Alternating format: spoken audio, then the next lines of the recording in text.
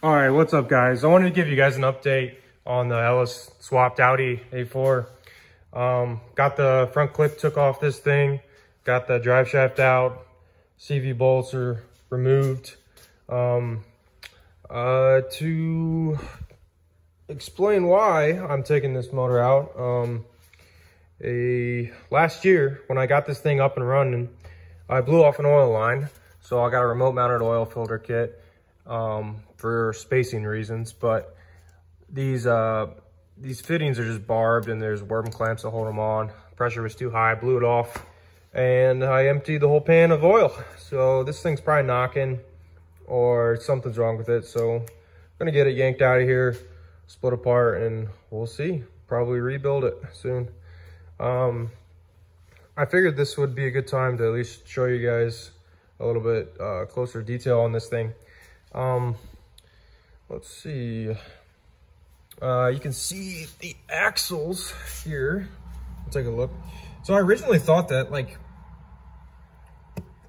I don't really know what a blown up motor sounds like, but it didn't sound like I was expecting. And I thought maybe like my axles were too long and they were bottoming out and putting pressure on this differential or something.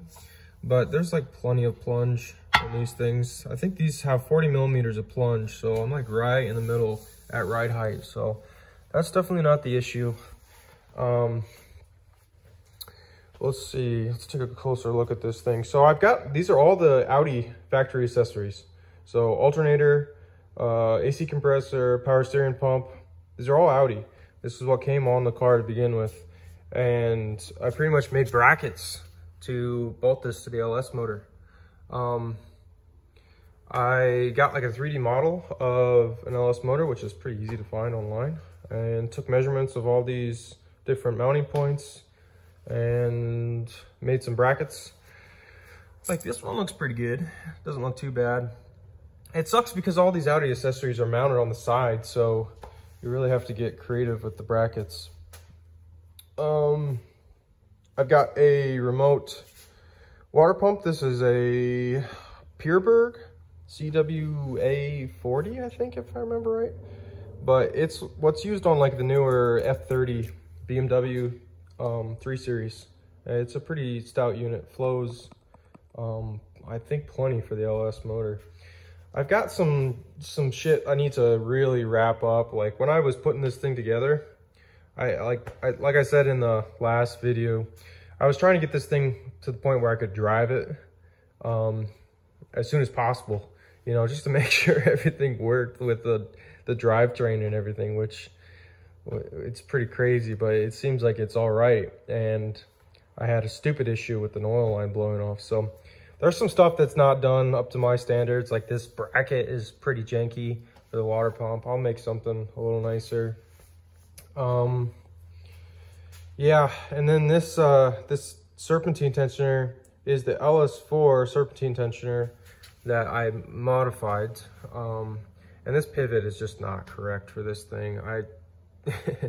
They came with like a hydraulically filled spring, and it was mounted the other way, so it didn't exactly work with that spring. So I've got this guy on there instead. But it was slipping. And if I look at this thing a little bit closer, like I've rotated the crank around, and these teeth, like they don't look like it's been slipping too much. Same thing with the AC compressor. But the power steering is awfully clean. So I assume I need to get more belt wrap on this thing. So I'll probably reconfigure this serpentine configuration, maybe mount this down, up, over, and then have another idler there. We'll see how much. I don't know. I'll have to just take a look at this and see what I come up with. But obviously I'm gonna get some proper high pressure hydraulic fittings for that remote mount oil filter. And right now I've just got truck manifolds on this thing that are just chopped. There's a V-band I welded to it, crudely bent up or crudely cut some elbows and got the exhaust kind of going in the right direction. I plan on taking those off and taking them to an exhaust shop to get them mandrel bent so they can actually flow decently. I don't know. This one is so freaking, like, it is so close to everything. And even when I get it down below or back behind the engine to where the transmission is, there's just no room. So I almost want to like route the exhaust up and over the bell housing and maybe merge right there, because there's just so much more room on this side. Like there's a mile compared to the other side. So, yep. I mean, it's Ohio weather right now, and this is actually a really nice day, but it's gonna be snowing here pretty soon.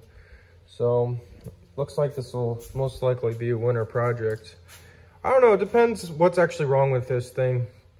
I mean, if I can just throw some new bearings in it, rebuild it, I'll throw it back together and try to get it on the road before it starts snowing. Let's see, I mean, like even the axles, like I had to modify these. The stock axles off the B8 are like twice as long as these things. These are, like I couldn't find, even the B8 axles are way too long. So evidently a B8 car is a little bit wider than a B7, like the width of the wheels on the front.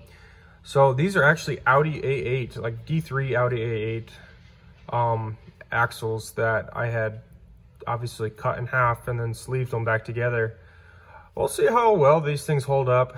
I've seen some, I don't know, I guess it's pretty common to do in the front wheel drive world. But worst case scenario, I'll get some custom axle shafts made. You can pop these off the CVs, and there's, I think, a snap ring that holds them together. But let's see, what else can we look at? I think that's all I got for you guys today. So stay tuned for some more updates. Like I said, once I get this thing out of here, I'm going to see what's actually wrong with it. And you guys can get a closer look at the transmission and bell housing adapter, the flywheel, all of the stuff that, you know, you actually need to do to make this swap work.